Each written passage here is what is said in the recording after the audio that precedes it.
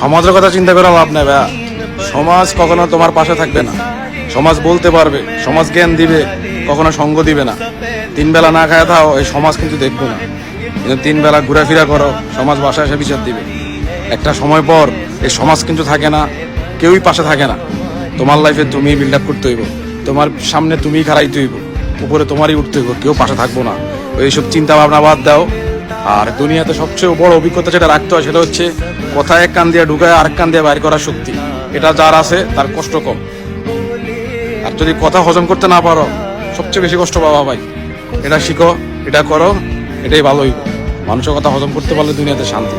যারা তোমার সামনে এখন কথা কয়, ঠিক আছে, পরবর্তী সময়ে কিন্তু ওরা তোমার সামনে কথা কইতে পারবো না।